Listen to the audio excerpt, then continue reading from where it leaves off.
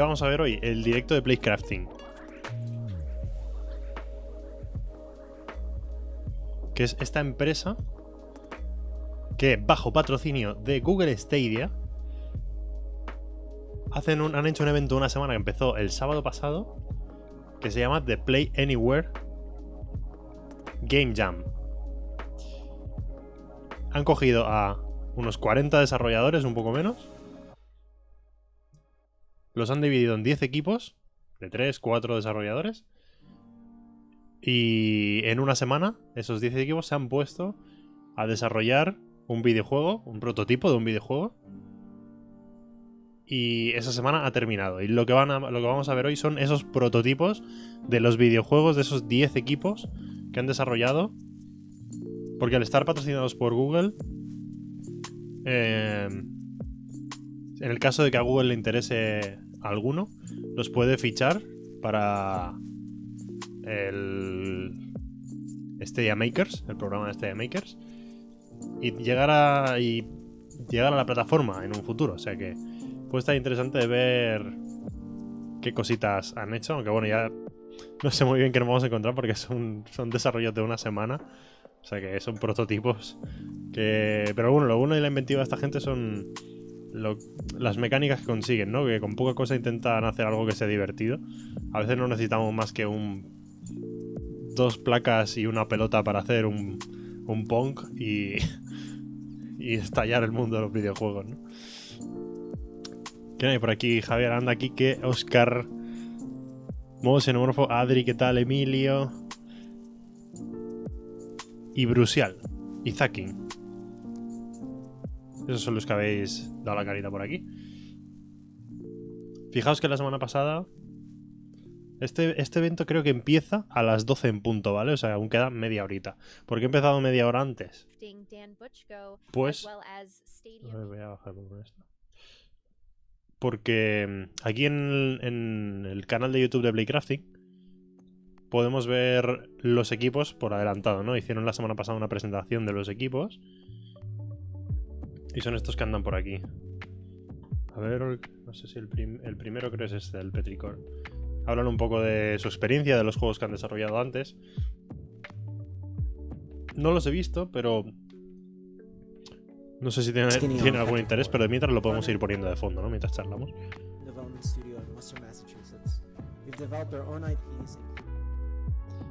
Por cierto, este evento, al menos en YouTube, fijaros las visitas, 19 visualizaciones, 15, 12, 8, 6, 5.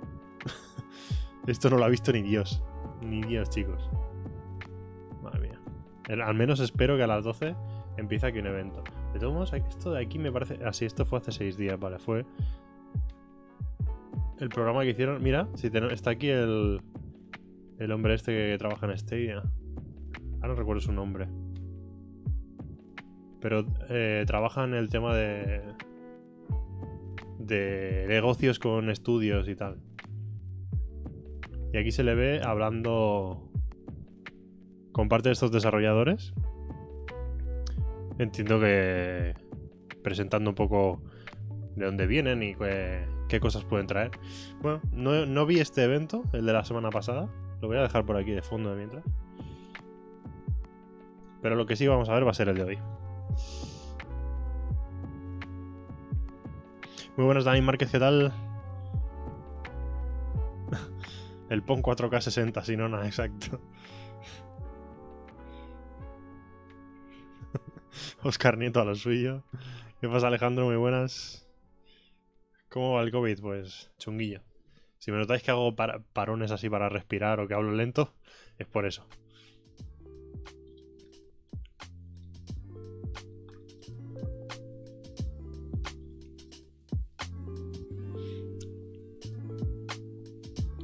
A ver. Me parece que hay en algún sitio, vi el nombre de los equipos. Voy a ver si son 10 exactos. A ver cuántos juegos vamos a ver hoy. The Play Anywhere Game Jam.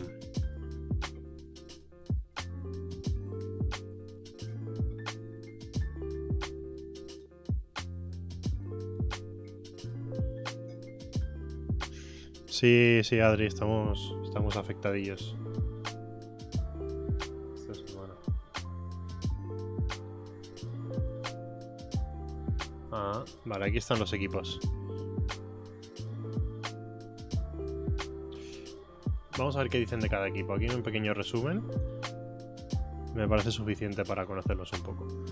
Está el equipo Petrichor, dirigida por Olivet Awad. Tiene su sede en Worcester.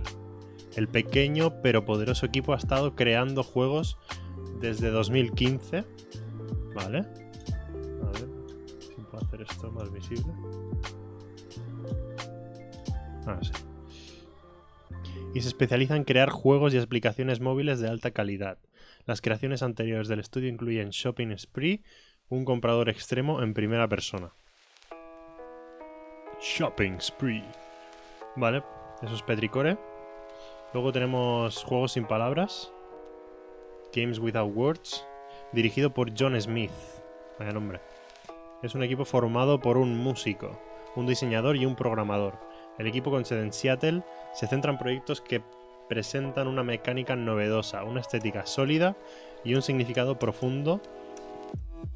Actualmente están trabajando con Way Down Deep, Gigo Games, Short of a Night en proyectos.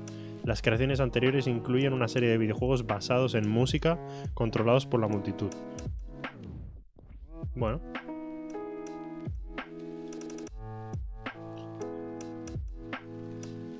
A ver qué me comentáis por ahí. Sí, llevamos 6 días, Stack. Estamos a punto de hacer una semana. Pero bueno, yo en mi caso sigo fastidiadillo. Alejandro dice, el que gana, ¿qué pasa? No sé si hay un ganador global. Lo que sí que sé es que de estos proyectos Google puede coger los proyectos que más le interesen y meterlos en el programa de Stadia Makers y quedárselos. Y lanzarlos, apoyarlos para que acaben terminándose el juego completo y saliendo en Stadia. Que por eso estamos retransmitiendo esto. Buenas tapas hace John Smith, ¿no? Sí. Luego está el equipo Geofront, dirigido por Chris Kindred. Tiene su sede en Nueva York. El equipo está formado por otros graduados de la Universidad de Nueva York con un fuerte enfoque en el diseño y la programación de juegos. Bueno, de momento ninguno por la descripción me llama mucho la atención.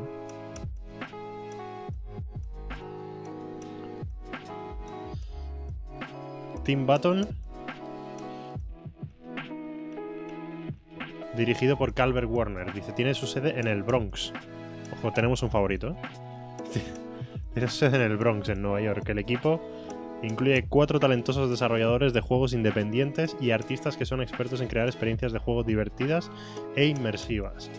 Les gusta centrarse en la narración melódica que ayuda a dar vida a los entornos de juego de los personajes de ficción. Muy buen upload, David.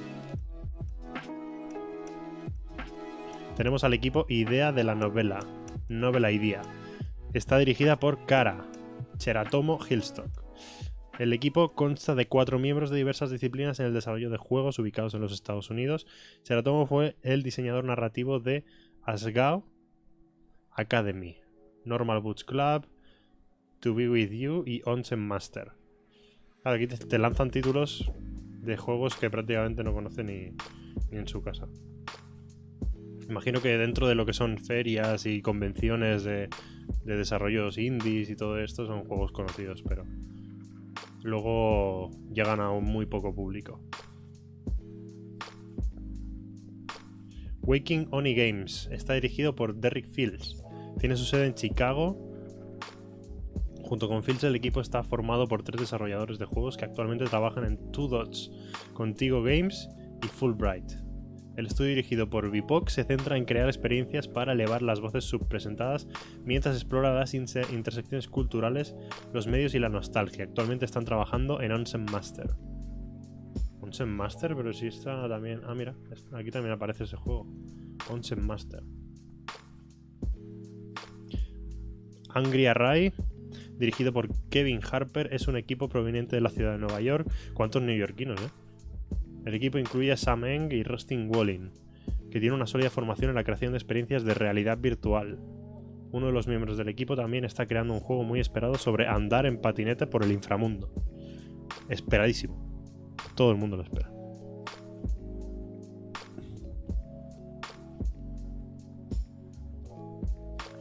Goon Buddies dice, dirigida por Briley Simpson y Nick Looper, tiene una sede en Austin.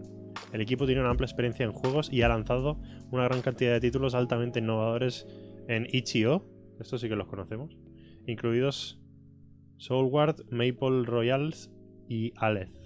Los juegos en sí no los conozco. ¿Qué más decís por ahí? Eso es de puro indie, ¿no? Hombre, han tenido una semana para desarrollarlo. Muy triple A no creo que sea.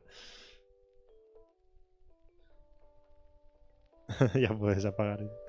A ver si sale algún proyecto interesante hoy. Una Game Jam se basa en eso. Claro, es una competición de desarrolladores de videojuegos, pero claro, muy poco tiempo. Es encontrar la fórmula para hacer algo divertido que enganche. Y bueno, lo de que visualmente sea más atractivo o menos queda para postproducción eso. Gracias, Dani, por pasarte. No ve la idea. Esas compañías de juegos tan poco conocidas son rentables. Bueno, pues esto... Yo creo que por sí solas estas compañías intentan vender alguna cosa, pero más que compañías lo que son trabajadores que buscan contratos, empresas más grandes que desarrollan videojuegos y necesitan un boost para llegar para cumplir plazos o completar algún tipo de tarea y contratan a estos desarrolladores que al final son gente que se busca el pan. ¿Hay temática de la Jam o es free temática? Pues creo que no he visto nada sobre temática, así que pueden salir por cualquier cosa. Serial Guy, el del patinete. Muy buenas, Silvia, buenas noches, ¿qué tal? Vamos a seguir viendo los equipos, que queda un cuarto de hora todavía para que empiece el evento. Mismatched Games está dirigido por Samantha Ortiz con sede en Austin. El equipo está formado por graduados del campo de entrenamiento en línea de Coven, que brinda oportunidades de aprendizaje sobre desarrollo de juegos para personas de entornos marginados. The Daydreamers está dirigido por Brian Handy con sede en Los Ángeles y el equipo de 4 comparte un gran interés en el desarrollo de juegos experimentales e innovadores.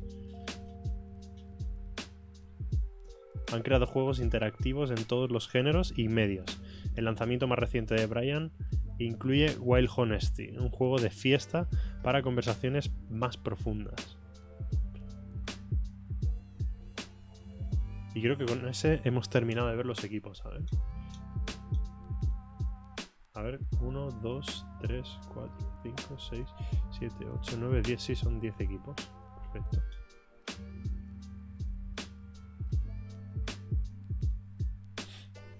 Concretamente, mira, esta es la página oficial del evento. Dice el Game Jam de Google Stadia, Play Anywhere, una jam de una semana de duración centrado en un grupo de desarrolladores independientes que crean divertidas experiencias locales de Stadia. O sea, directamente está enfocado a crear experiencias de multijugador local, ¿eh? Esto es interesante porque no veremos juegos de un jugador, ¿eh? Veremos juegos de multijugador local para jugar en sofá.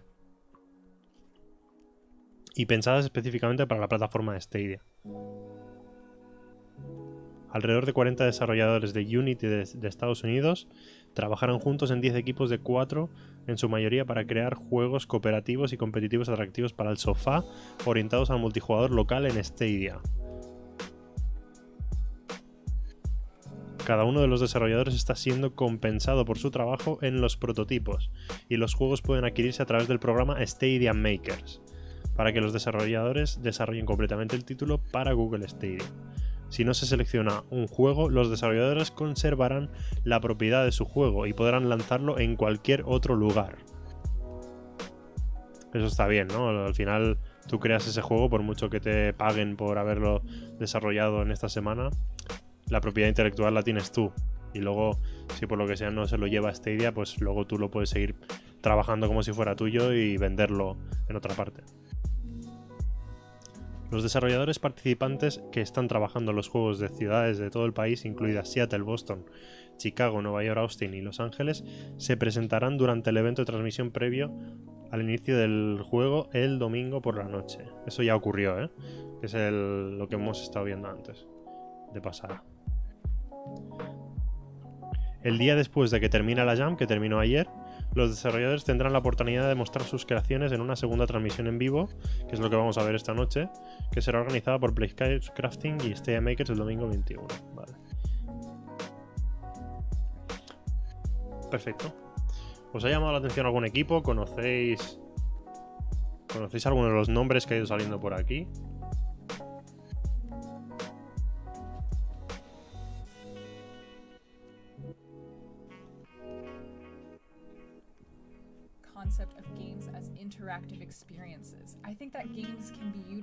Ojo que pagan, ¿eh?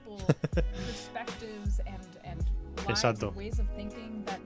Pues sí, interesante lo de la temática de multijugador local, ¿eh? Porque, bueno, restringe bastante el espectro de cosas que puedes desarrollar.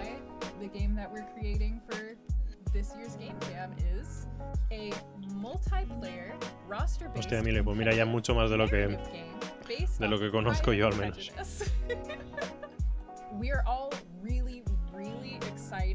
Uy, qué oscuro se me ve, ¿no? ¿Mejor? Bueno, quedan 10 minutitos, chicos, para que empiece el evento.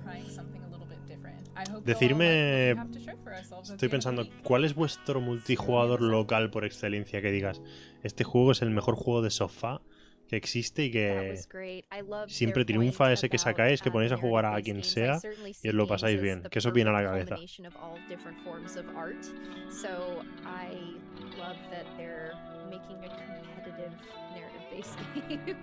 Esto me huele a que Stadia saque un Play Together. ¿A qué te refieres, Oscar? Estás muy sexy. Tú sí que eres sexy, ¿sí, no? Es que es lo que me toca. Ya que curro en estudios de animación en videojuegos. De verdad.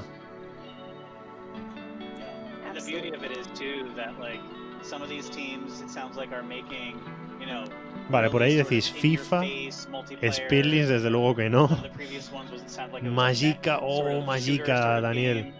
Madre mía, me explotó la cabeza con el primer Magica. Lo jugué con un amigo y cada minuto que jugábamos nos iba estallando cada vez más y más la cabeza de las combinaciones que se podían hacer, de los guiños que tenía ese juego. Me parece increíble, tío. Luego lo rejuegas y ya no hay sorpresa, pero la primera vuelta fue increíble. El juego de la galleta. Buenas noches, Yes We Can, ¿qué tal? Muy buenas, Mundo Tecnológico. ¿Qué evento hay hoy? Hoy tenemos el The Play Anywhere Game Jam, la resolución. Vale, hoy nos van a mostrar los juegos que han creado durante esta semana. Podemos verlos en funcionamiento. Y de esos juegos, pues hay algunos que se vendrán a Stadia, al programa Stadia Makers. Hola, Ángel Nuevo, ¿qué tal? El teto. Estáis muy inventivos, os encantan esos juegos de sofá. No sé lo que durará, Xeno. Mira, el primer directo que hicieron duró... ¿Esto qué es? ¿Una cuenta atrás? 46 minutos. Así que espero que no dure más de una hora. A ver, al final es un evento que nos van a enseñar 10 juegos. 10 prototipos de juegos de multijugador local para Stadia.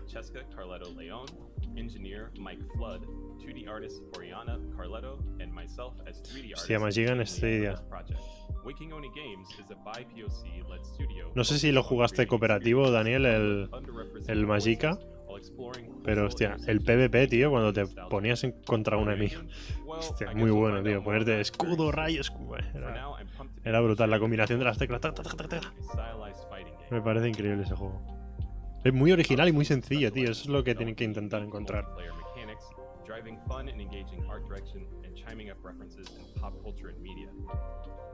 Deberías probar el Sundered, tú y Kitana. Creo que os va a gustar y tiene cooperativo local. Plataformero, hack and slash, muy bueno. Lo tengo, Blood David. De hecho, Kitana y yo ya lo hemos jugado. pero era un momento en el que le salieron más cosas y lo dejamos un poco apartado. Pero sí que es verdad que debería darle. Mira, Weekend dice que Human Fall Flat es top para cooperativo local. Es un buen ejemplo, es un buen ejemplo. Además admite muchísimos jugadores.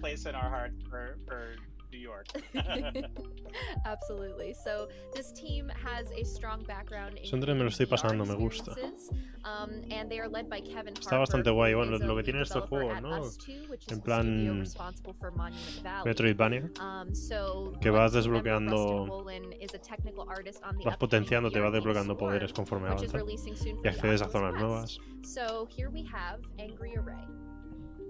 Te tomo la palabra, Xeno. Te tomo la palabra. Xeno, ¿tú te has pillado el que sale el 1 de abril, el Outriders? ¿O todavía no?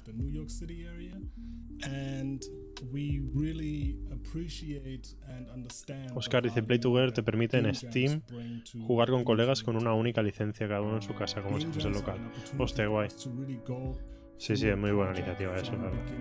Pero claro, bueno, habría que ver cómo funcionaría, ¿no? Este día. Gracias,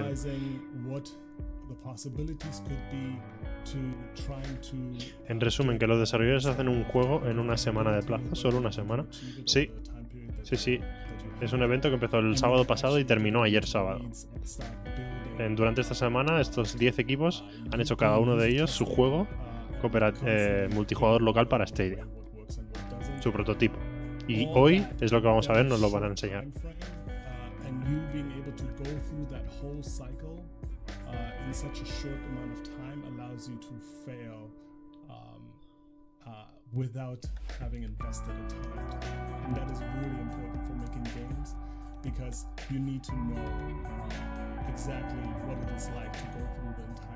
Tengo cierta curiosidad, por ver. Yo nunca he visto una game jam de estas. Tengo curiosidad por ver qué pueden sacar, ¿no? Qué pueden salir de ahí.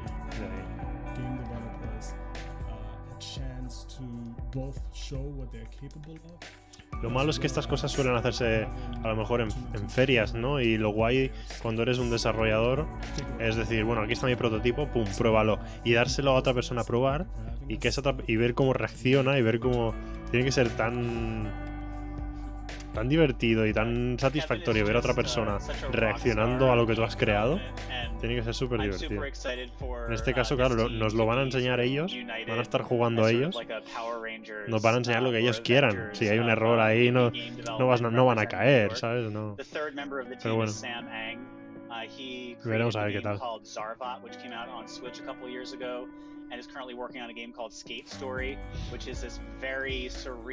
Alejandro dice, ¿habrán dormido algo esos pobres desarrolladores? Suena explotación. No, además es una iniciativa súper buena, Alejandro, para los desarrolladores. Piensa que esta gente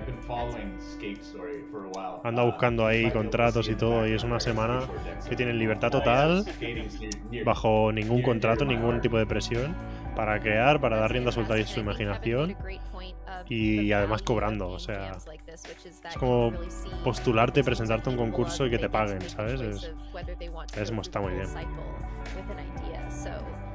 Y además si triunfa y tu idea es buena, puede ser que te acaben contratando en Stadia Makers.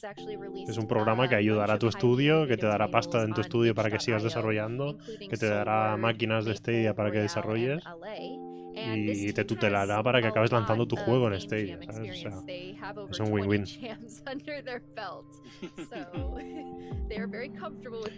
El sonido del vídeo no se escucha demasiado. Bueno, el vídeo este es el del sábado pasado, ¿eh? El nuevo lo pondré ya más alto y quitaré la música para que se oiga todo bien.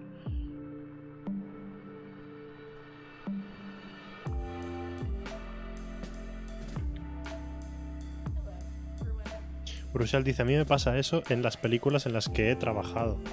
Cuando alguien se ríe con un plano que has hecho tú, mola bastante. Hostia, Bruxelles, no sabía que te dedicabas al cine. Entiendo que manejas cámara, ¿o cómo va?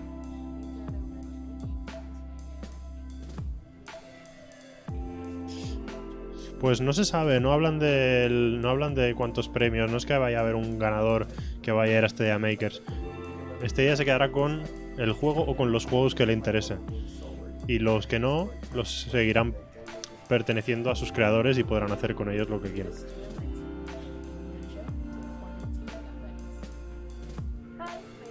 Exacto, lo que dice Mire Más es una buena iniciativa. Buenas noches, Atienza, ¿qué tal, Diego?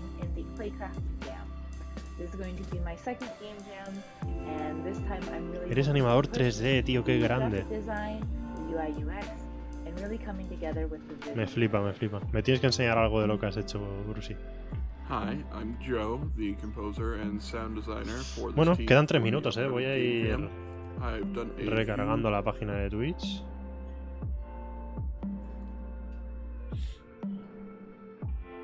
Iremos viendo lo que presentan ya dentro de poco.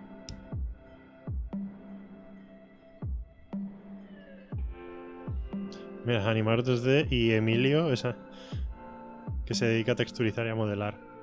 De aquí puede salir algo, también. La próxima Play Anywhere Game Jam, Emilio y Brucial para adentro.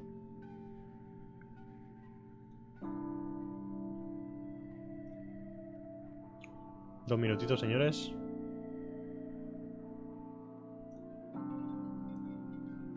So let me give you the studio in Western Massachusetts, including Ellen DeGeneres, Mitsubishi, and Star Trek, just to name a few. Fijaos la clase de juegos que mostraron cuando presentaron los equipos, Juegos de móvil, aplicaciones.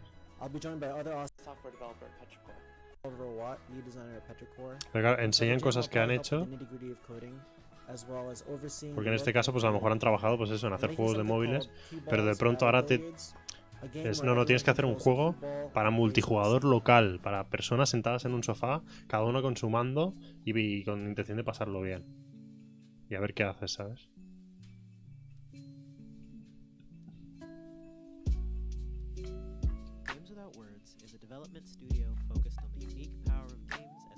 A ver qué han hecho esta gente.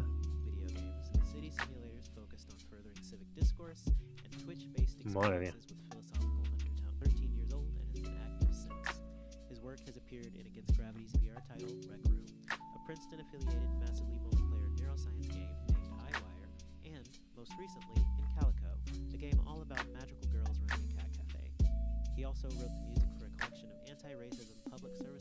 No entiendo nada.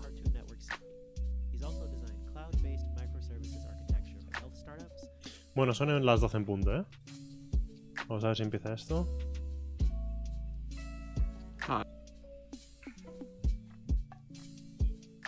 Voy a bajar ya la música.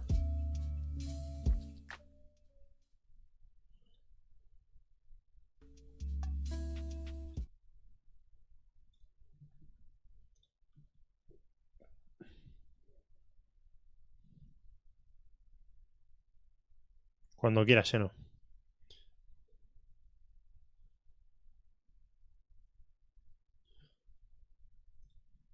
Pues claro, tío, hablaremos.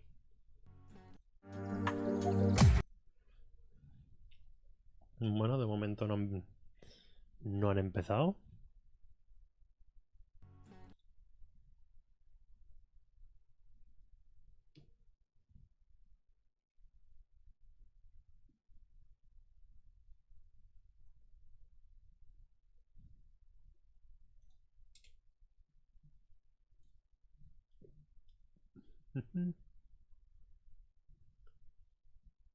Vamos a ir recargando la web. Hi, I'm Joe, the composer and sound designer for this team for the upcoming Game Jam. I've done a few Game Jams previously. Buenas, Santo, buenas noches. ¿Cómo van esas vacaciones? I'm hoping to work some more on sound design, especially player feedback. En teoría es en Twitch, Emilio. Es en Twitch.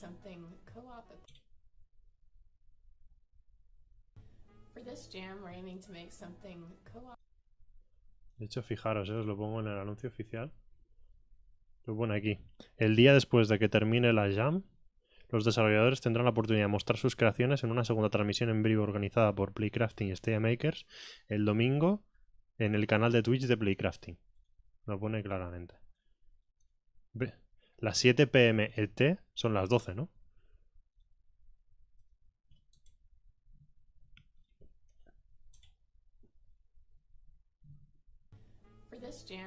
Bueno, de momento van con 2 minutos de retraso.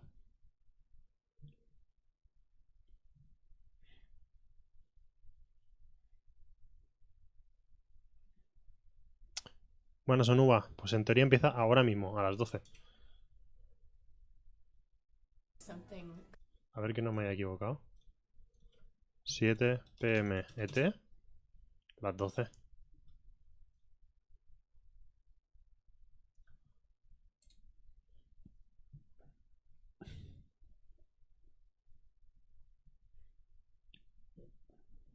Lo has hecho mal, Anto. Tendrías que haberlo tenido todo preparado para cuando empezaran las vacaciones. Tenerlo todo ya en casa para empezar. Buenas, David, ¿qué tal?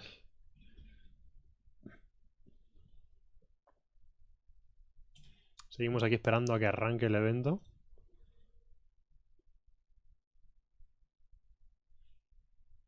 Desconectado. Yo no sé si Twitch se refresca o tengo que ir refrescando yo.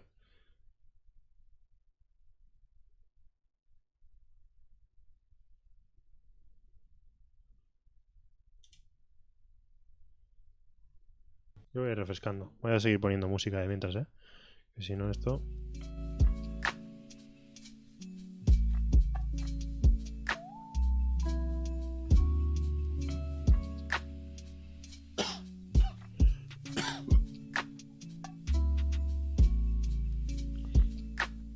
Hola, David, sí, muchas gracias.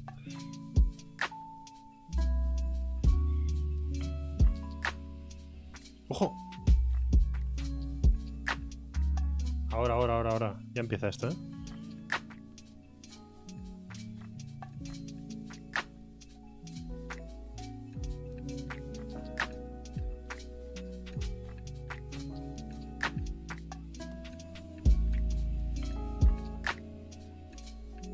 Stream starting. 40 personas, 40 espectadores ahora mismo. Los 40 desarrolladores.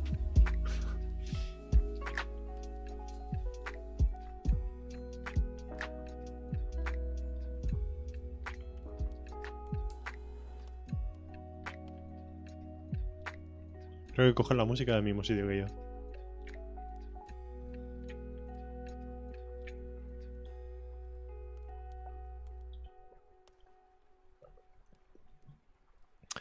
Estamos bien, David. Es la buena hora. Voy a poner... Hola.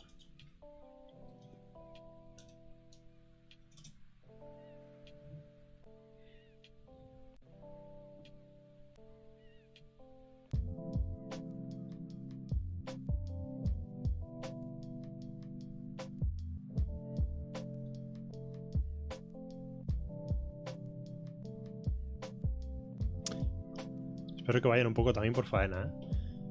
Ahí, yo que sé, media hora, 40 minutitos para enseñar de juegos así rapidillo. Mejor que no una hora. ¿Cuánto creéis que va a durar esto? ¡Ojo! Super chat de Anto.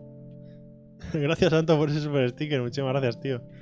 Estrenando las vacaciones ahí. ¡Pah! Gracias, tío.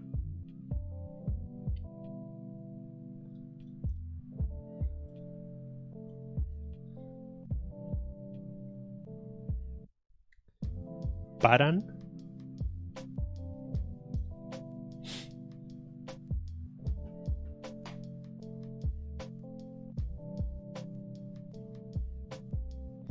Bueno, pues nos tienen aquí con la pantallita de espera. Playgraphic saluda. 62 espectadores.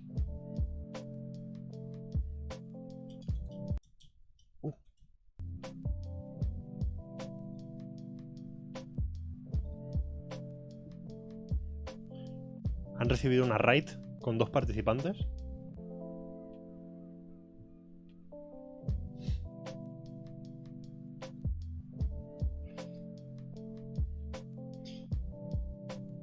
Pues seguramente sí, Brucial, juguemos a Outriders aquí el día 1 de abril. Ya hice un directo solo para miembros de Outriders cuando probé la demo. Pero como lo tengo reservado, jugaremos el día 1 de abril si puedo. O según trabajo y eso. Buenas, Alon Woods. ¿Qué es esto? ¿Premios?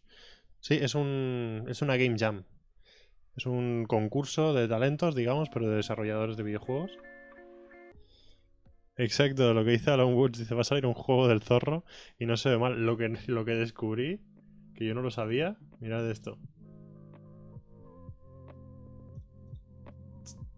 Si ponéis zorro de Chronicles en YouTube, mira, hay un canal que se llama Zorro de Chronicles con 11.000 suscriptores y hay una serie de dibujos. Es una serie de dibujos animados, tío. De capítulos de 20 minutos de la serie. Y el juego está basado en esta serie. Mira, tío.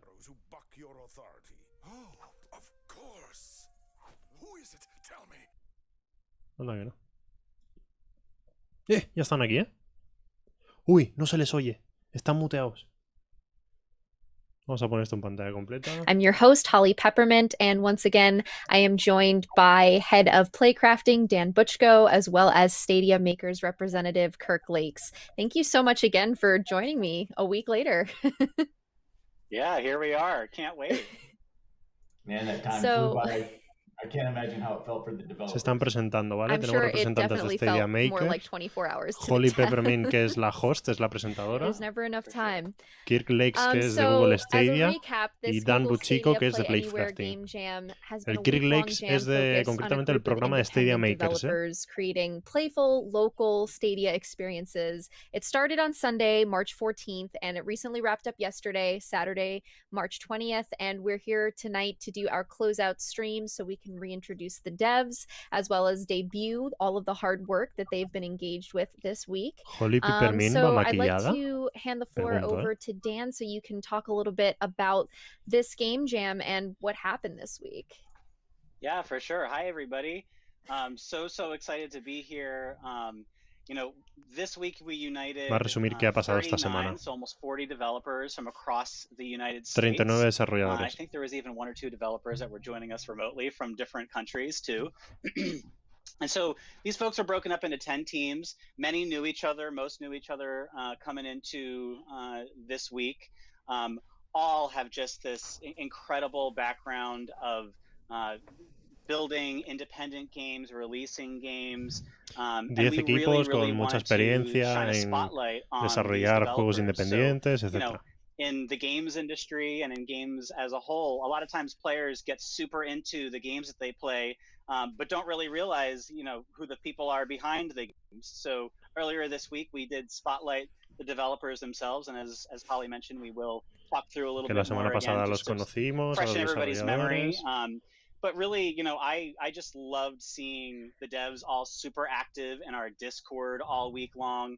I think one of the real marks of a really powerful, fun, uniting game jam is when people are talking all throughout and connecting with one another. I saw a lot of the team members sort of posting on Twitter that they had connected through the jam and are starting things separately from it too. And that's exactly what we love to see, because game jams just have this awesome power, of course, to help get games made, but also to unite developers and spotlight creators. Y que les encanta que sucedan estas cosas, porque no solo para desarrollar videojuegos, sino para crear esa comunidad entre desarrolladores. Mid-pandemic world, and everybody's working remotely from their different homes, and so there was a sub-channel on the Discord completely devoted to everybody's pets. So all throughout, not only were we seeing updates, you know, really cool art and music and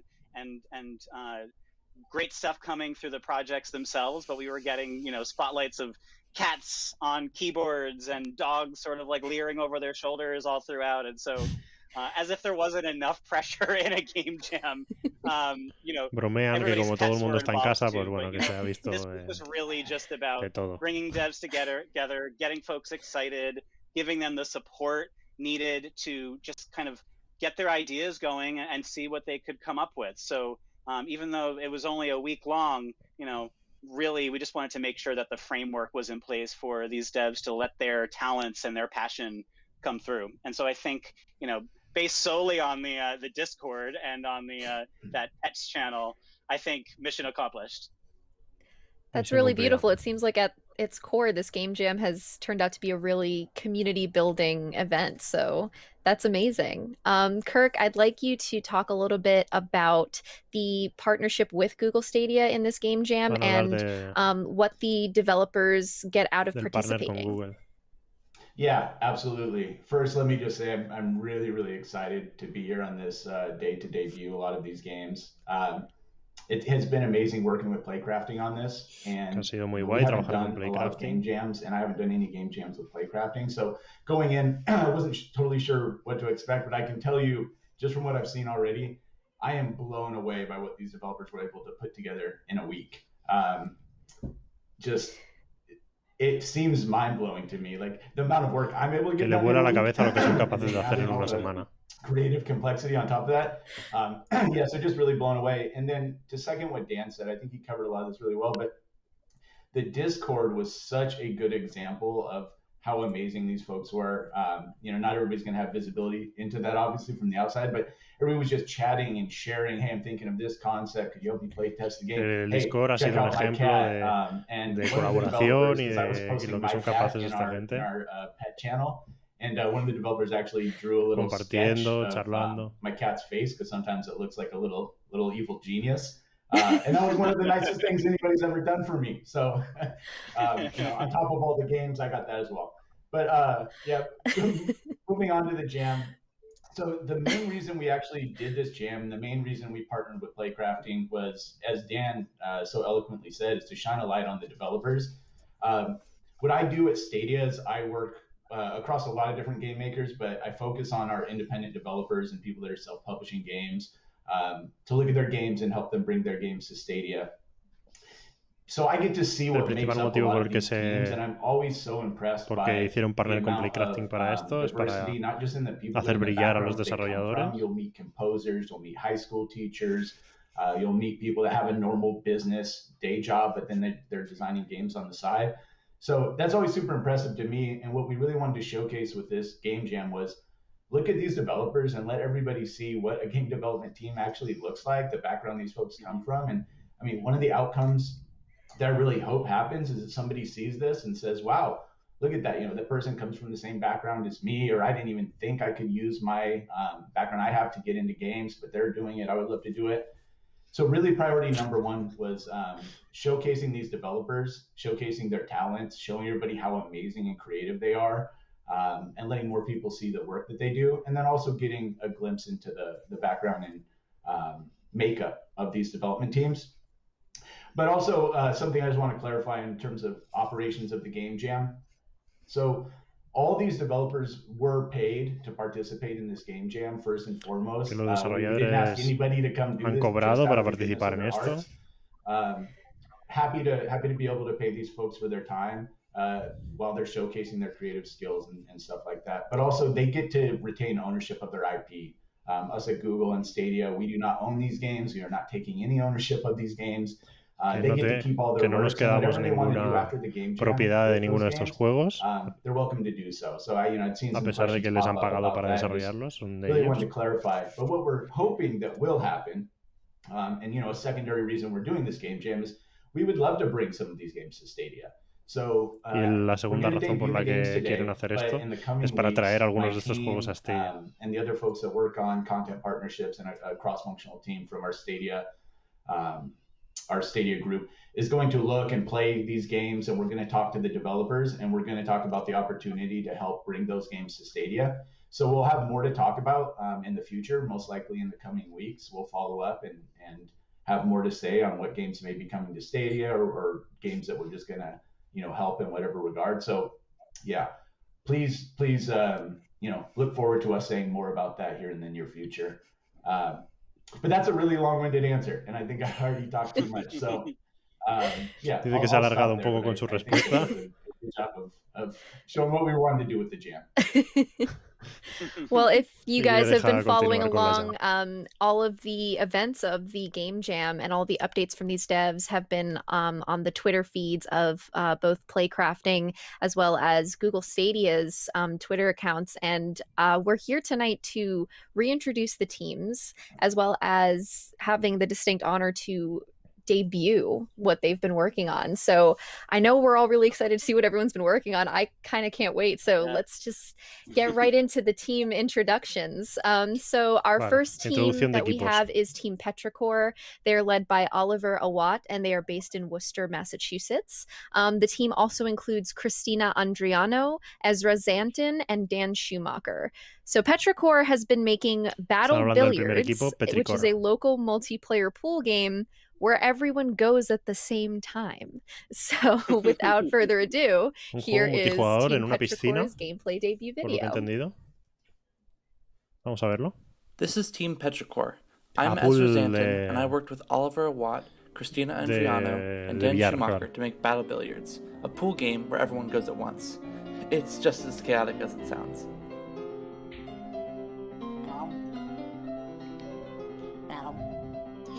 Vale, es un juego de billar en el que todos los jugadores mueven a la vez.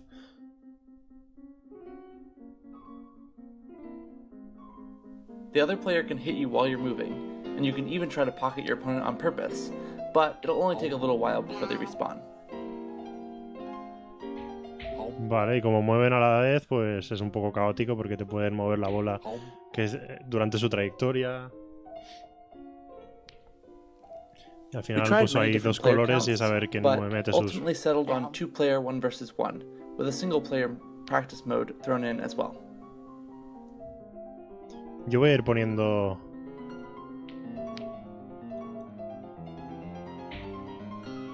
emojis en bases y me van pareciendo los juegos. The rules are pretty close to those of pool in real life. Get all your balls in first, but you lose if you get the 8-ball in before the end.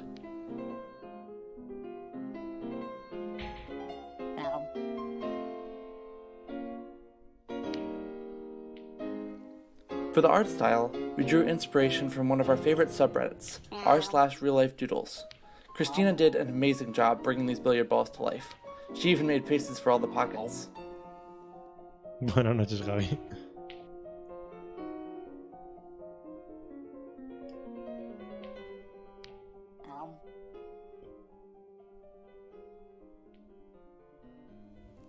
We're so excited for you to see what we've made, and try it out for yourself. See you at the table.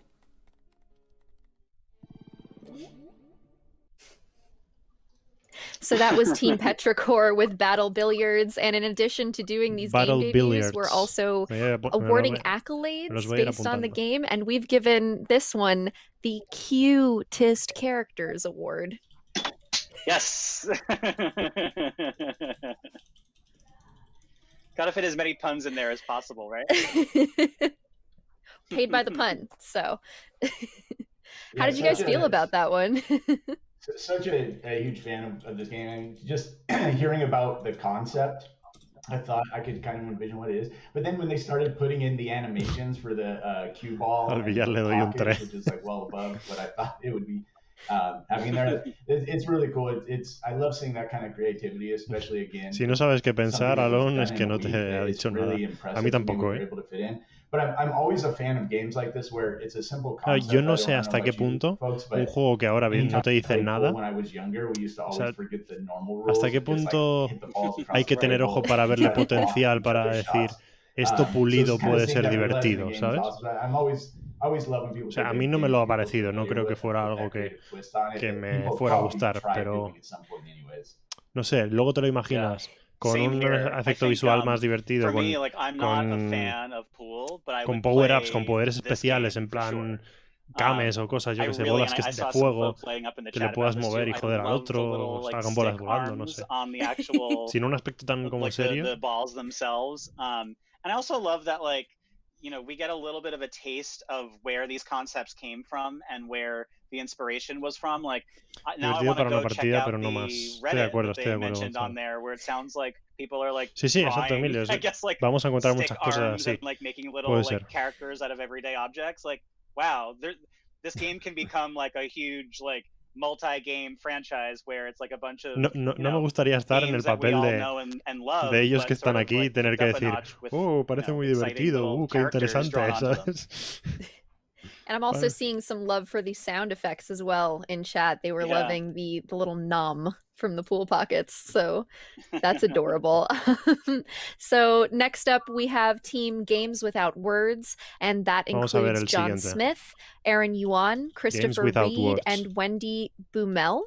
The Seattle-based team focuses on projects that feature novel mechanics, strong aesthetics, and deep meaning. So their game, Who's the Boss, is a competitive co-op game about avoiding your boss and turning on each other. So without further ado, here is Team Games Without Words with Who's the Boss.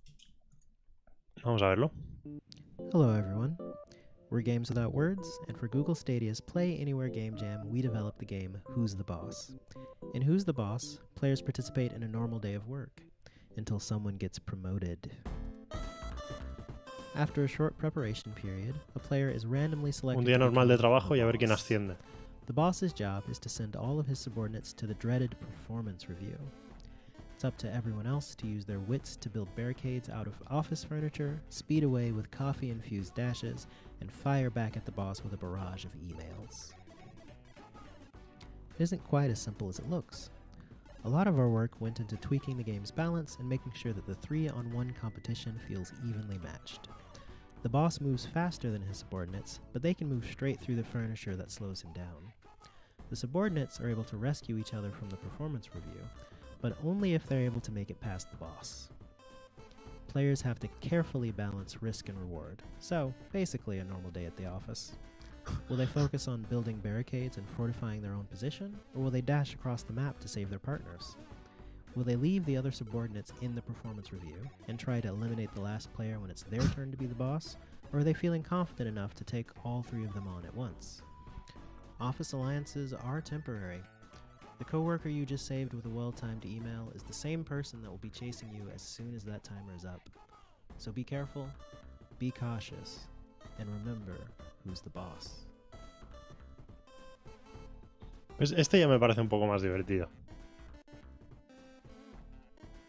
Al final la premisa es eso, ¿no? Es 4 empleados en una misma pantalla y tienes que acabar siendo el empleado del mes, ¿no? Mientras el que va ganando, que es el boss, tiene que intentar atrapar al resto, ellos van empleando material de oficina en forma de barricada, por la que el boss no puede pasar, pero puede usar el dash para atravesarlo. Bueno, no sé, creo que de ahí podría salir algo más divertido para un sofá. Video game platforms with major tech companies, I love their commitment to the theme. I can see a lot of overlap between, the working world and what they're trying to build on here. But I think my favorite part about this game is how anybody could jump in and play this. Our prompt for these developers was to create something that could be played co-op. It could be competitive, co-op, together, whatever the case may be. And this is what they came up with. And anybody could jump in and play this, but that layer of strategy where the person is eventually going to become the boss too, so you can kind of lay the groundwork for what you're doing as a subordinate. So that ¿Te imaginas que termina este día diciendo no nos quedamos con ninguno, chicos, enhorabuena por el trabajo, pero no os ha gustado nada? Games that would be fun to have your friends or family jump in and play, but you could really dig into the mechanics of it and play it a long time. So I love what they started here and could really see it going, built out even more and becoming even more strategic. Yeah, and I'm so impressed with how far they took this concept in such a short amount of time too. I was sitting here looking at so many interesting details that they were able to put in here in such a short period of time. Like there those like the cards that pop up where you see like a close up of what the boss looks like, or even that little in-game status update where it looks like you're getting like a reply all email. Like, absolutely genius. So good. And like, again, this is where I just get so continually impressed more and more each day with independent developers, because this was such a short amount of time and there are so many interesting little like finishing touches that are already on this prototype. So that's a job well done by Team Games Without Words. And I would just like to clarify that someone in chat actually gave an even better accolade than I think I could have come up with myself. Museth0 in chat said more like World's Beast Boss. So I think that's going to have to be what we're going with on this one. All right, nice. So next up, we have Team Geofront, led by Chris Kindred. They are based in New York, along with Chapin Boyer, Sishir Bomakanti, and John Wanamaker. The team have been working on a co-op first-person combat game called Project Geofront. So without further ado, here is gameplay debut of Team Geofront and Project Geofront. Project Geofront se llama el juego. Ojo. This is Project Geofront, built by Chapin Boyer, Sashir Bamakanti, John Wanamaker, and me. This asymmetrical first-person shooter chases the monsters we find in our favorite episodes of mecha anime. In Project Geofront, two players work together to fight off an extraterrestrial threat. While one player manages to maneuver around the city fighting monsters, another player manipulates the cockpit's systems and city grid defense forces. Es un juego multijugador para dos jugadores. Mientras uno con el arma combate a los aliens, el otro maneja las defensas de la ciudad, aumentando los escudos, la armamentística de la ciudad.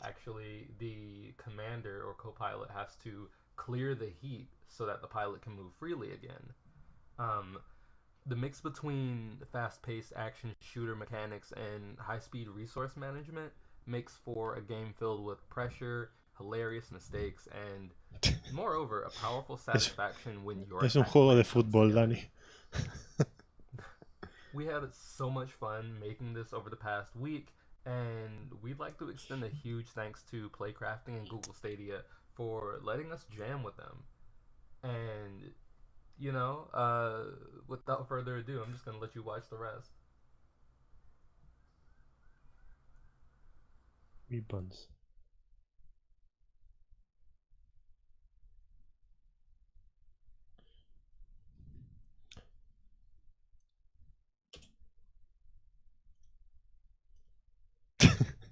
Dice Juan, ¿se supone que mejorarán esos gráficos mierda o lo lanzan tal cual?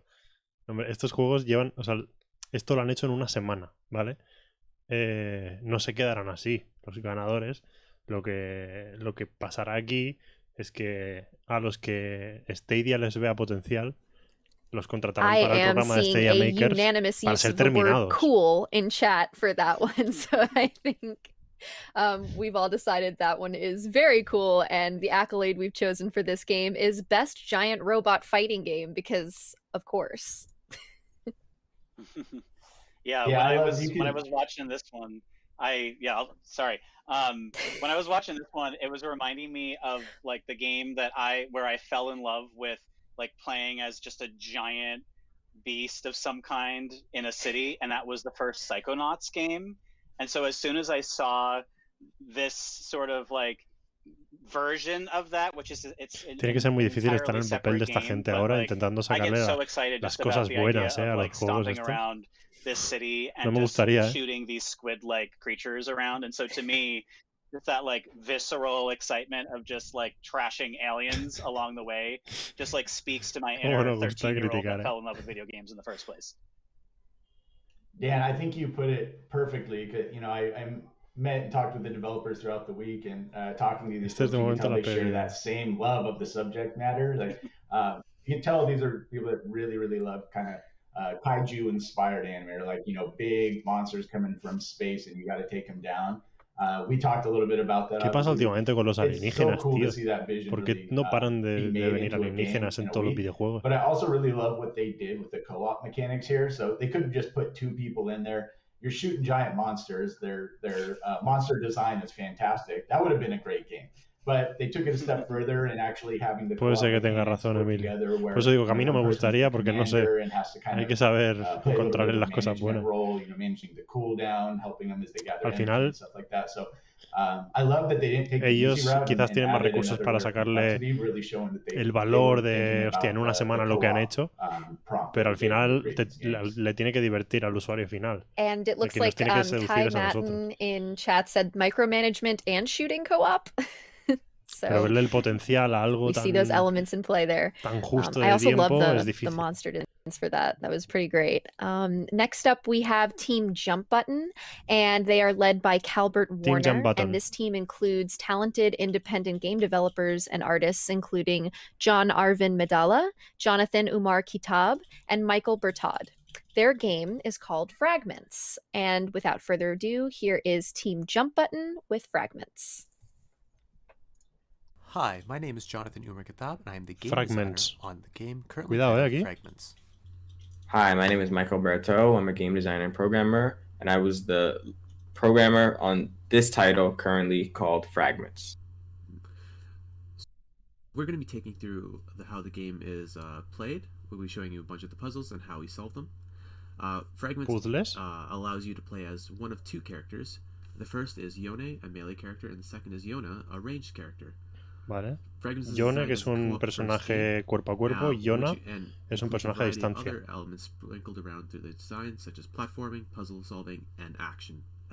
Acción y resolución de puzzles. Now this challenge involves both players taking separate paths. Each one has its own set of challenges that the players will face.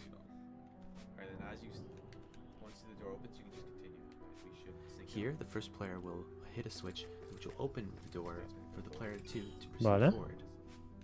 As they make their way up, passing the crystal back and forth, here we've reached the top, and now player 2 has to open the door for player 1 in order to bring him back over.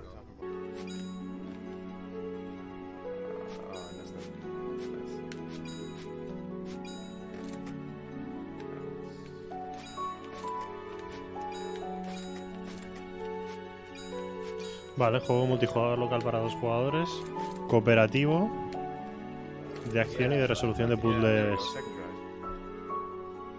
En cooperativo también. Colaborativo, exacto, como dice Jesús. Este se podría pulir, ¿eh? Para 2 jugadores, si está bien hecho.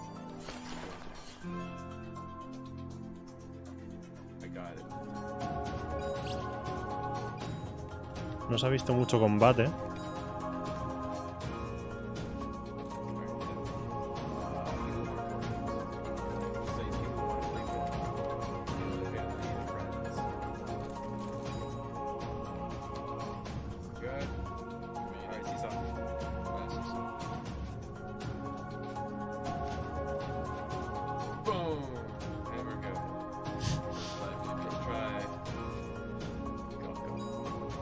Ojo, en una semana el diseño de niveles, que es muy sencillo, lo que se está viendo. 13 minutos de juego han hecho. Wow, something about that art style and that music together just made me feel so peaceful. That was really well done, really beautiful. So we've decided to give this game the Power Couple Award because... What do you guys think? So I'm a little bit biased because I'm a big fan of Hollow Knight, which is a 2D side-scrolling combat-inspired, very combat-heavy indie game. Mira, inspirado en Hollow Knight. I can see a little bit of Hollow Knight in there. But also the soundtrack that they have in there reminds me of a game called Nier, which is also near and dear to my heart. I didn't realize I was going to make it fun until I said that. But no, these folks are again, I'm going to sound like a broken record, but blows my mind what they came up with in a week. It just so vale, veo que por lo general a todos os ha gustado so cohesive in the vision that they have of the game. You could tell they had in their mind what they wanted to make it, and it really came through when they delivered in a week, and that blows me away. So think about what they would come up with if they had even more. And I think that's a recurring trend with all these games is these are supremely talented folks, and it's a great example here. But all of them are supremely talented, and you can imagine what they would have if they had even more time. Because that looks like a game I want to play right now. Right? You know, it looks almost like a full game already. Yeah, for sure. And I loved how when we got the zoom in on the characters, and I saw some folks in the chat lighting up about this too. There's like so many great little lighting touches in there, plus the animation of the characters themselves. And I think that Me gusta porque once llevan you buen ritmo. got up close, you got to appreciate No those se paran a little entrevistar details. ahí luego a la But then, gente. when we were panned all the way back, Van you could see how por faena. just positively massive that level was. So I see some great opportunities here for exploration and just this fun co-op journey that folks can go on in this. And again, to Kirk's point, this was made in such a short amount of time. I can only imagine where it might go next. And I'd like to give a shout out to UK Storm Dragon in chat, who is the designer of this game. That was John. And I just want to say really well done. John says that the game is too big to fit in this small video, but they're just showing small sections. And I think that can be said about all of the debuts that we're giving here today. It doesn't quite live up to the full scale of the actual game and the work that's been put into it by these teams. So well done. And next up we have Team Novel Idea, and they are led by Cara Hillstock, who is also present in chat. And it includes Ashlyn Sparrow, John Bond, and Ram Marm. And with a passion for making games as interactive experiences, Novel Idea has been working on a multiplayer roster-based competitive narrative game based on Pride and Prejudice. So without further ado, here is the gameplay debut video. Hi, my name is Cara Hillstock, and I am the narrative designer and project lead for A Novel Idea. The game that we made is called Pride vs. Prejudice, a competitive multiplayer novel. It is almost exactly what it says, a roster-based competitive multiplayer narrative experience. The idea of the game is that you choose from a roster of characters.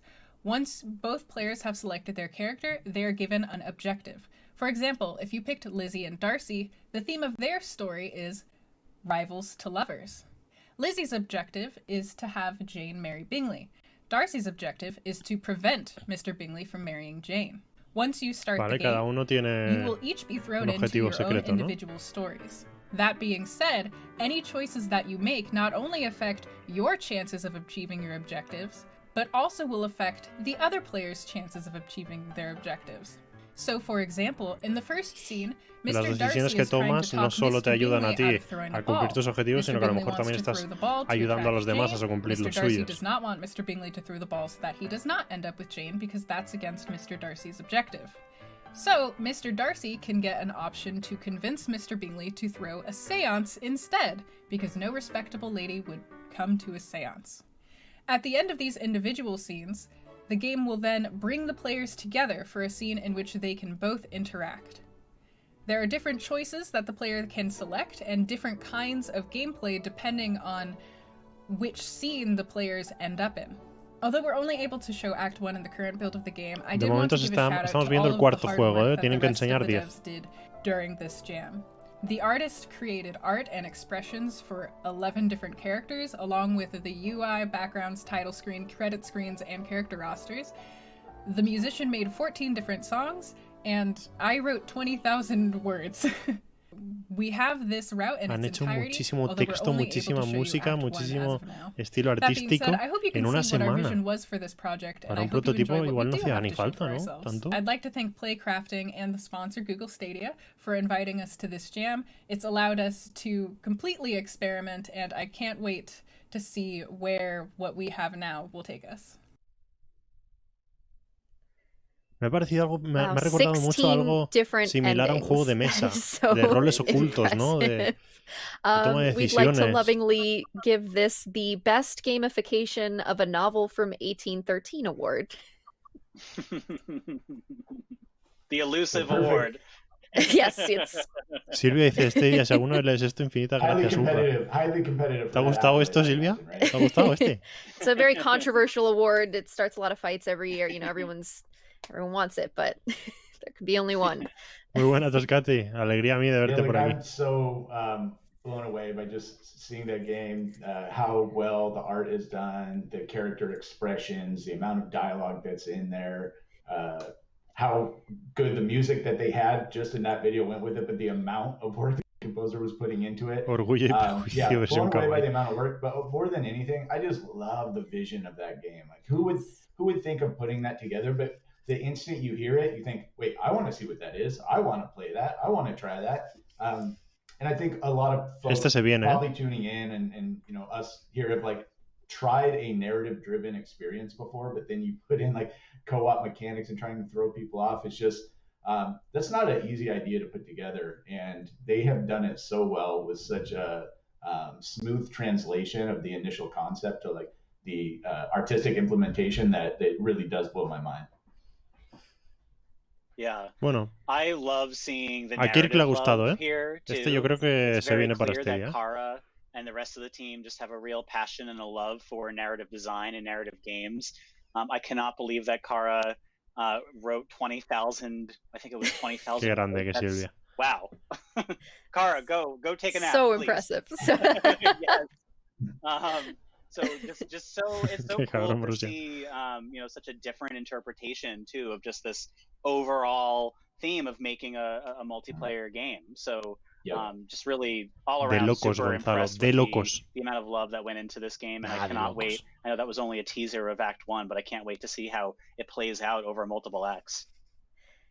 And I find it so interesting that depending on who you choose, there are different arcs. I heard mention of the rival to lovers arc. And I also find the art style so charming. I'm seeing a lot of love in the chat for the art style. One of my favorite games is Stardew Valley, and it reminds me of that in the loving and charming way that these characters have been represented. And so I'm really excited to actually, I almost feel like it's a personal challenge to get all 16 endings now. Quizás es el único de momento que te pueden vender como que ya está terminado. Thank you so much por to cómo Team se Novel veía Idea, y and thank tal, you y to porque Kara. tampoco no hay mecánicas so next up we have que ver. Waking Oni Games, and they are led by Derek Fields. Te puedes tragar de que es un juego terminado, Waking Oni ¿sabes? Games also includes Francesca Carletto Leon, Oriana Carletto, Mike Flood, and Chase Bethea. The team is focused on creating experiences to uplift underrepresented voices while exploring cultural intersections, media, and nostalgia. Their game, Bushido Bots, takes battle bots to a whole new level. Run that gameplay debut. Vamos a ver el siguiente, chicos. El quinto juego, ¿eh? Nos plantamos con este en la mitad. Waking On.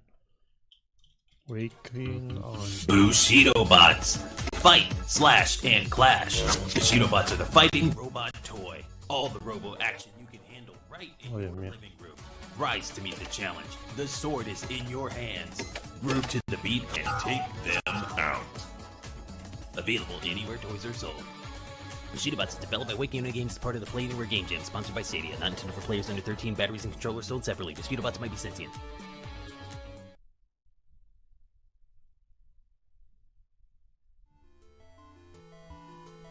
Bushido Bots is a rhythmic fighting game developed by Waking Oni Games, a BIPOC-led studio focused on creating experiences to uplift underrepresented voices while exploring cultural intersections, media, and nostalgia.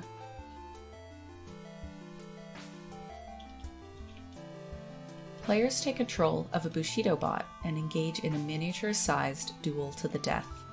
Move around the arena, adjust your stance, and attack to take out your opponent's armor while looking for holes in their defenses. Gameplay is rhythmic and fast-paced. Players must step to the beat to use their actions and land attacks. Es un juego rítmico en el que tienes que ir apretando botones para que tu luchador vaya adoptando algunas posturas para cubrirte del golpe o intentar golpear al contrario hasta quitarle toda la armadura. Fighting games present a uniquely intimate gameplay experience. Me parece una buena idea, ¿eh? Every moment and every move is in direct response to your opponent. In a way, it's like a dance, and we absolutely lean into that. Al tiempo cada uno decide si here. acercarse, cubrirse, atacar por arriba, atacar por abajo, alejarse. Games are a powerful way for people to y en base a lo que hagas, tienes que llegar a ganar al otro. Multiplayer games give us spaces where we can continue to create lasting memories. Playing and creating games together has been so important to our team this past year, and Waking Oni Games is passionate about exploring the connections people can make. El pulgarcito para arriba, ¿eh? We hope you'll reach out and stay connected with us. Thank you again to Playcrafting and Google Stadia for this Waking opportunity. Oni, Bushido Bots. And we'd like to award them the best tiny robot fighting game because they gave us an entire infomercial, which is so amazing. Les están dando como premios a cada juego, ¿no? Y cada uno como tiene. Aquí le han dado al mejor juego de lucha de robots en miniatura. Yeah, for sure. Yeah. I couldn't believe the first time I saw that. I was like, hey, you guys had time to put this together too. Wow. What I don't know what kind of coffee they're drinking over there, but I felt like Billy Mays was about to pop out and be like, and there's more. Yeah. Yeah, they really nailed it. Also, I guess I keep saying I'm a fan of this game or that game as I see these, but you know, they had a reference in there, so I don't feel. Hostia, no, perdón, he dicho 4. Este era el sexto. One of my favorites. So the Este era el sexto, no el quinto. That, not just in Bushido bots, but like the mechanics of very methodical. Vamos a ver ahora el séptimo, chicos. Smashing buttons, and also they had the folks playing back there with what looked like the OG. Tomar un trago de agua porque like, kind of tugging on my nostalgic heartstrings there. But I think that at a deeper level, what really is attracting me to this game, like the more I see it, I watched it earlier, now I'm watching it again, is so many fighting game developers try to figure out a way to make their game more accessible. Xeno dice, yo me vuelvo loco con estas cosas. Because there's a pretty high barrier to entry to get good. But when you are really good at a fighting game, it is actually very rhythmic, and you're playing it to a specific rhythm because you have to hit buttons at very frame precise inputs, and you know, that translates into combos. So this isn't a combo heavy game, it's very specific, but making the player react and move to the rhythmic inputs is a cool mechanic, but also a cool way to teach people that maybe aren't as familiar with fighting games, like how to kind of get into the rhythm of attack, you know, playing. Yo creo que este también le ha gustado, I absolutely love that about this. Yeah, I mean, other than my mind just being completely blown by the quality of that crazy infomercial at the start. Once the team was explaining how the game works, I'm one of those people anuncio that, comercial que han simulado. I love watching other people play fighting games, but for me, it's like as soon as I sit there and I'm trying to figure out combinations, I'm like, I'm here to play. I'm not here to overthink. This is just overwhelming to me. So I love, you know, the way that they sort of approach this challenge, and it looks like something I could actually figure out and get really into, and I love that rhythm. Él dice que aunque le gustaría jugar a juegos de lucha, que no le apetece entrar a un juego, tener que aprenderse combos, un montón de controles y no conseguirlo, y que sin embargo con este juego de lucha le apetece entrar y cree que es algo que podría aprender a jugar tiny brain understand the concept of fighting games.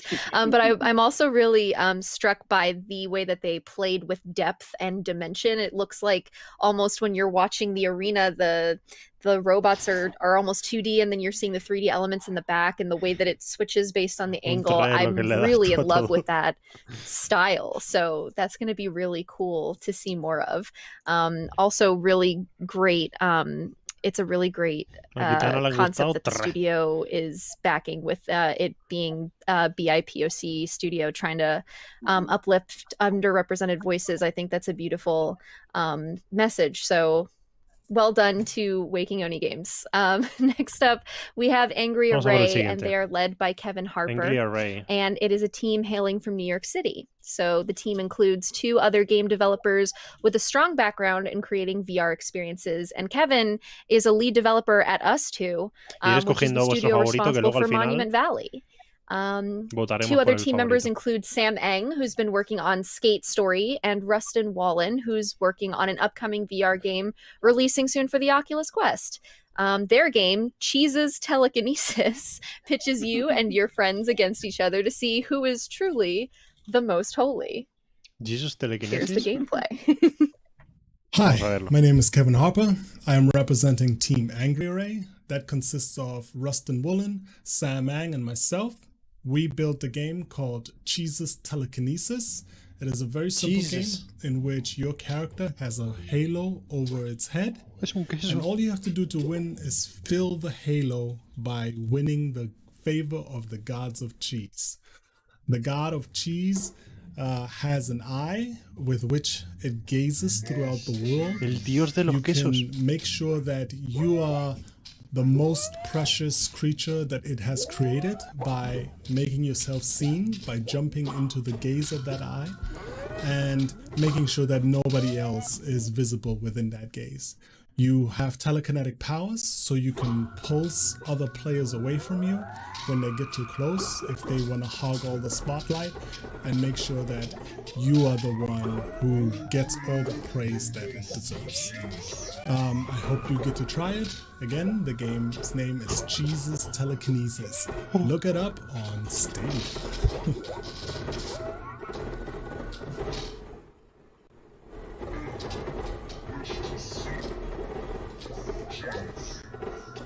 Un juego competitivo de criaturas con poderes telequinéticos que necesitan mostrarse al dios de los quesos y puedes empujar a los otros cuando están muy cerca. And we'd like to give them the Big Cheese Award.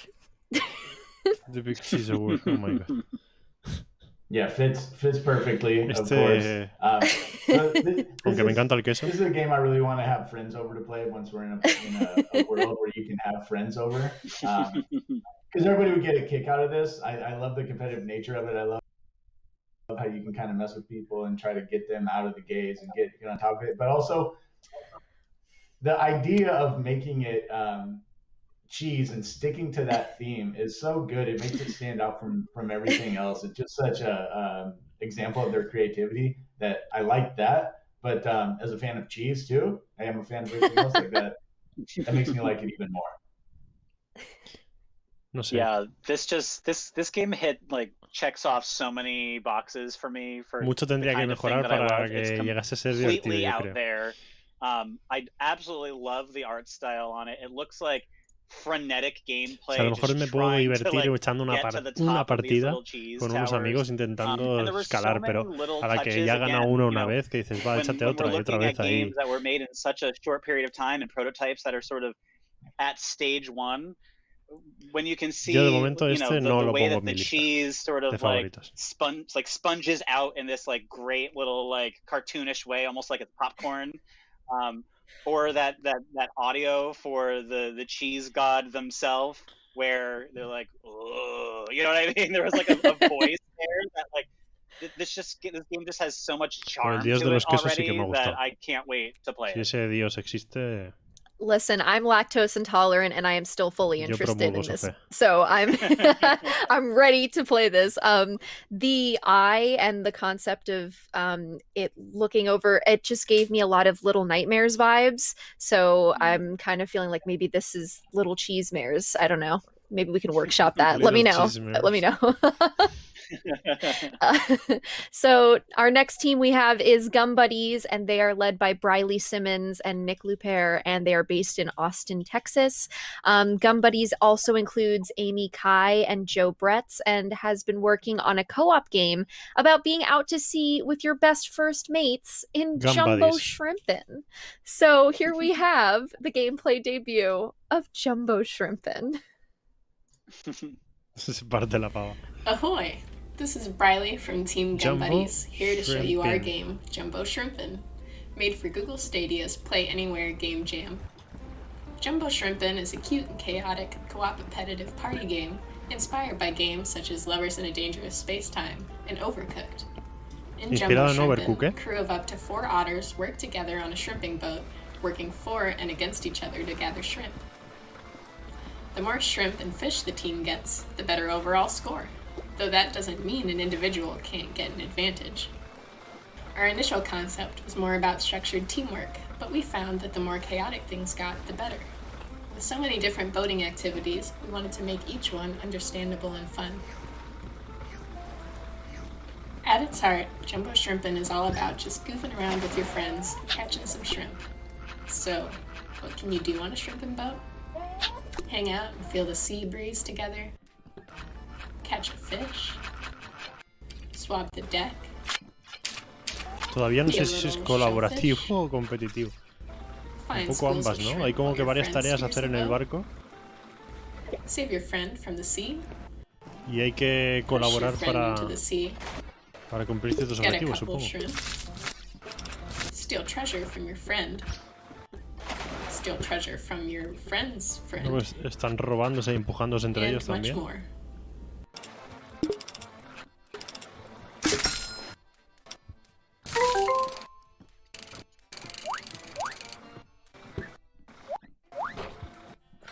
Ojo, para estar hecho en una semana.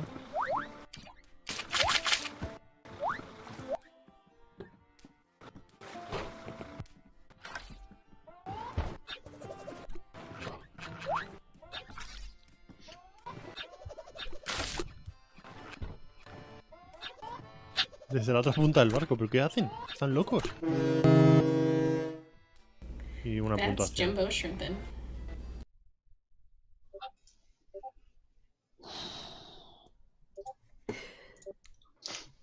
I don't know who I need to talk to about getting my hands on plushies from this, but all I know is I need an otter and I need a shrimp, and that's that.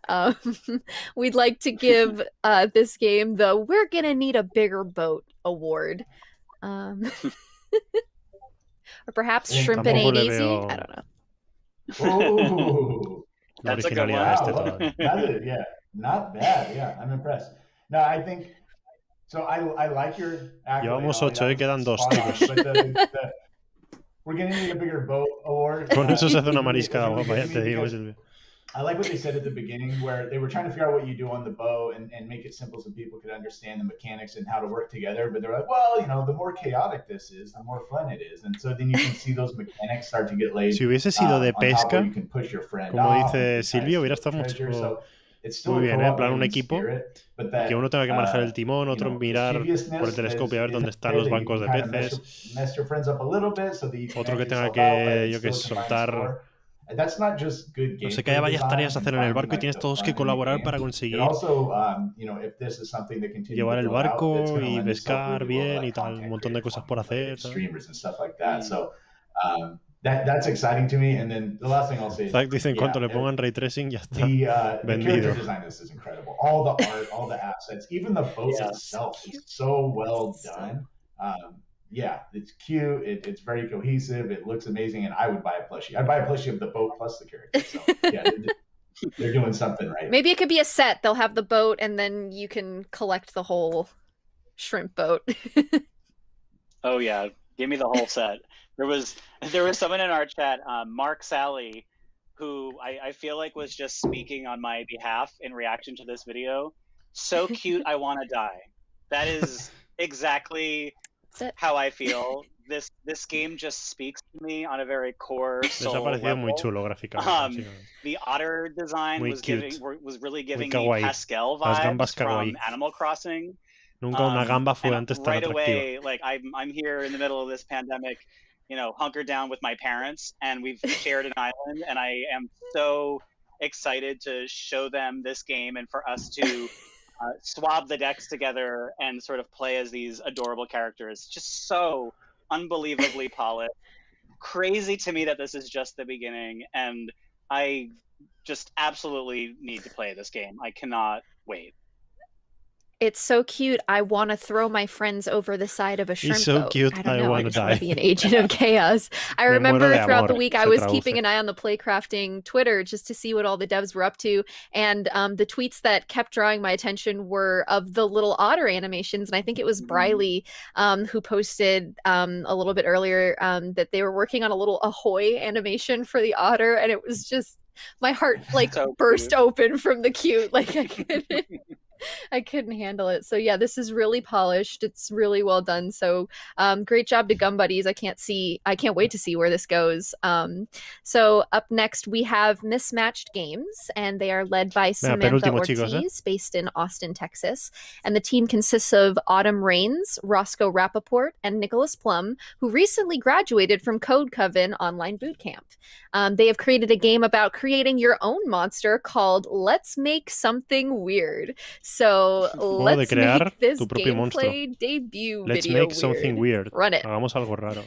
Hi there, I'm Plum. I'm Mismatched Games audio designer, musician, and game designer, and I'm here to tell you about the game we made for Stadia's Play Anywhere Game Jam, Let's Make Something Weird. A game where a scientist and the monster she's created fight off wave after wave of enemies who are trying to destroy their lab. At Mismatched Games, we enjoy making games that everyone can enjoy, so naturally we were excited to work on a little couch co-op title together. Our initial goal was to make something weird. Our engineer, Autumn, had an idea about a mad scientist and a monster but hadn't really expanded on the concept just yet. We all like the concept, so we went with that as our foundation. Naturally, you can see how that led to our final product and also our title. The game loop's pretty simple. The monster and scientist are in their lab, and waves of attackers bust down the door and then attack them. The monster and scientist are in their lab, and wave after wave of attackers burst down the doors to attack them. The monster's job is to fight off enemies while the scientist boards up the doors and helps repair the monster, whose limbs will fall off if it takes too much damage. The scientist will have to source limbs from enemies the monster defeats, but must be strategic and communicate with the monster player, as different limbs have different qualities. For instance, a wing from an angel doesn't do much damage, but is very fast. Acaba con los atacantes, la científica cura al monstruo con las partes de los enemigos y cierra las puertas. The mechanics suited our namesake perfectly, and also informed our aesthetic decisions. Roscoe, our artist, used a collage style for the monster's limbs while using more traditional style for his head, and I decided to make a jungle track as background music. Both of these artistic traditions involved taking parts from something old and putting them together to make something new. I think, as a studio predominantly made up of queer and trans developers, these themes are drawn from our lived experiences. Stuff such as I think, as a studio predominantly made up of queer and trans developers, these themes are drawn. I think, as a studio predominantly made up of queer and trans developers, these themes are drawn from our lived experiences. Stuff like supporting each other, recreating your body to better suit your identity, and fighting off waves of polo-shirted attackers are all things universal to the experience of being a queer person in the world today. We're so glad Stadia and Playmakers gave us the opportunity to make this game. We really hope you enjoy it.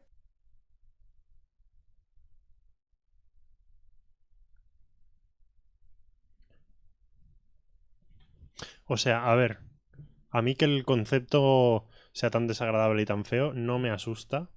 Si al menos digo, vale, es que se las han sudado, han cogido unos retales para que se entienda la idea, pero es que luego las mecánicas y lo que han pensado está súper guay. Pero es que lo que me han vendido tampoco me ha hecho mucha gracia. And we'd like to go ahead and award Mismatched Games it's actually Frankenstein's video game award. So this, very good. So I like so much about this game when you hear them explain their thought process behind it, the idea of the monster and the mad scientist. Bueno, pues este es el número 9 y queda uno, chicos. How are they going to work that into a game? And then all the mechanics built around that really serve that same purpose, where you can lose a limb and rebuild it. But even when they start talking about their influence to how they design the monster, the bastantes juegos, o sea, la premisa era crear juegos multijugador local y muchos de ellos son para 2 jugadores, ¿eh? Fijaros que ya no se han metido en hacer ni de 3 ni de 4 personas y menos de más jugadores. La mayoría son para 2 jugadores, ¿eh? There's such a smaller road from their initial vision to what game gets created than when you have a whole big team and an initial idea and it gets watered down a little bit. So like, this is a really good example of Naruto acabó siendo Hokage. And I would be excited to see them continue to work on the game. But that being said, it's just really, really way more complex than I was expecting. Like how you can protect, how the different limbs act. I mean, that is so well thought out and executed that, again, doing that in a week from concept to implementation is insane, and they did a fantastic job at it. Yeah. I feel like this team and this game takes the word Frankenstein and turns it into a verb. So you're tasked with just Frankensteining this monster all throughout. And I absolutely love how each of the parts that you can get gives your monster sort of a different kind of advantage or a disadvantage. And just so much thought went into it. And then when I hear the background of the developers themselves and where, you know, their stories really impacted the mechanics and the actual gameplay, it's just such an interesting and creative and beautiful way to express that experience. And I'm thrilled to see it come together the way it has. And again, I can't wait to play it. It's very impressive to see the thought that was put into the different elements, like Kirk said. And the art style itself, for me, I'm not sure how many people remember it, but growing up, I used to watch Foster's Home for Imaginary Friends. And this one really activated that part of my brain. I don't know what it was about it, but I'm really drawn to this art style. So vamos a ver el último, well chicos. done to Mismatched Games. And next up, rounding out our team of devs and their work this week, we have the Dayjammers. They are led by Brian Handy, and the Dayjammers are based in Los Angeles. So joining Brian are Mike Salah, Andy Tsao, and Alejandro Con Madrid. The team have created interactive games across genres and mediums, and for the Play Anywhere Game Jam, the Dayjammers have been creating a game about everyone's favorite activity in Dog Walker. So without further ado, we have Dog Walker. Dog Walker is a game about walking around in a pack as humans and dogs. Va de caminar en un parque como humanos an y perros. Asymmetrical dog walking simulator would be really fun in room scale VR. But what we ended up making this week was so much more fun than I could ever imagine.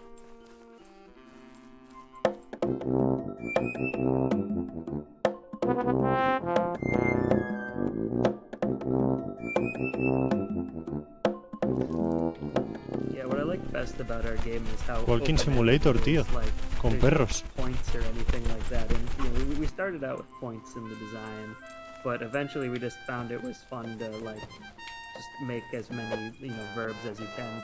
Play fetch, or if you're 4 humans, you can play catch. Este es de 4 jugadores. Los perros. Or you can do this too. Los perros están compinchados para reventar al maldito dueño, tirando todo de las cuerdas y no dejándole ir donde quiere. Yeah, we had a bunch of competition stuff at the beginning, and just ended up finding that was not where the fun was. So we ended up leaning more into the simulation side, and just kind of creating a fun environment to wander around. Que se cagan los perros, tío. And we had conversations too about Bernie DeKoven and the games movement. This was a series of games where you have a parachute and a ball and you kind of bounce it around, or things where it's much more about play and about experiencing things with other people as opposed to rigid competition, where it's less about winning or losing or missions and more just about running around as a dog and getting into trouble. The whole game is so much faster without the humans. Otro perros. To slow us down. We can just run and be free as a wild pack of dogs. Who invented leashes, anyways? Invented. They're right here. 4 humanos tirándose huesos. Yeah, I got it. Here. You gotta throw it back. Hey. Over here. Pero ¿cuál es el objetivo de este juego? Hey. I'm open. Just a couple folks in the park. Hey. ¿Pero de qué va este juego? I think that's good. I think that's a fair sampling of. ¿Pero qué hace? Well, that's Dog Walker. Hey, it works. Thank you all for watching, and yeah, keep an eye out. Hopefully, we'll have some more cool stuff soon. Have a good one. Me encanta este juego. You. Lo quiero. Quiero jugar ya. Someone's going to need to let the Baja men know that it was chat who let the dogs out, because chat is nothing but dog emotes for miles. It's amazing. We would like to give the Dayjammers the accolade of Best in Show for these certified good puppos. Thank you. Ollie, you've been on fire with the call. Who let the dogs out is fantastic. I don't think I can give you enough credit for that. My brain is constantly on early 2000s mode. That's the only thing I can. Ya está, este era el último, chicos. Ahora es cuando hay una desbandada y ni os despedís. Me dejáis aquí apagando el ordenador con una lágrima cayéndome por la mejilla. You work on things, you do it, and then eventually you find the fun, or you don't find the fun. Oye, yo creo que esta gente son unos trolls. Todo mi apoyo y mi amor por el juego de los perros y los humanos locos. There's going to be asymmetrical multiplayer with some competitive aspects to it. And like, we're playing it and that wasn't fun. What was fun was running around as a dog or having one person try to control the dog. No me esperes despierto, Xena. Que descanséis los que os tengáis que ir a dormir, chicos. Buenas noches. And that was really fun to play.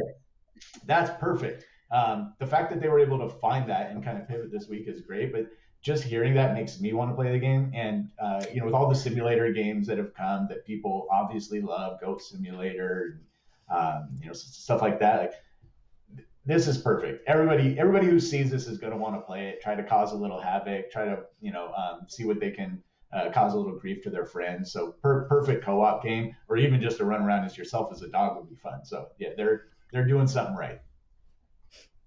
Yeah, for sure. My face hurts from like smiling and laughing so hard alone in this room. No sé si hoy dirán algo de si alguno entra en Stadia Makers o se lo guardan.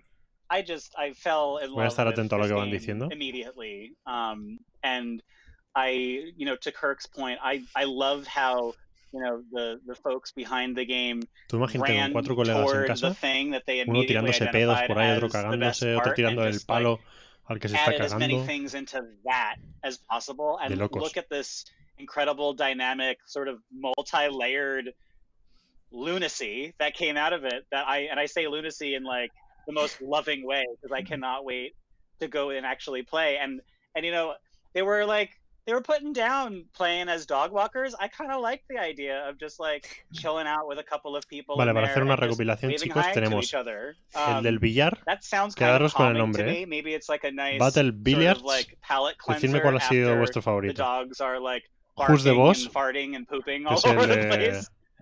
Los empleados such a peleando. great sort of set of Project Geoform, styles all in one, que es el de que era una pistola así fea en una ciudad con alienígenas.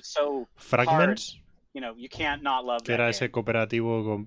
I think also one of the most enjoyable parts of that was hearing the banter as they were recording and the way they were messing around with each other, like, hey, I'm open. That was really great, and it's just one of those things that reminds you how fun couch co-ops can be, and how much more of that we need. Like, we just need games where we can just be on the couch with friends and in the same room with that fun competitive nature. It's just it's something that we definitely need more of in the game industry. So these devs, you're doing the right work. Thank you.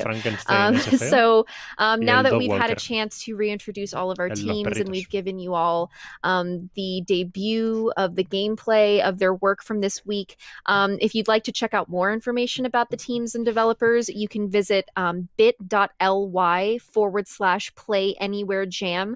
I believe we have a bot that can put that link into chat so that everyone has access to that. But once again, it's bit.ly/playanywherejam.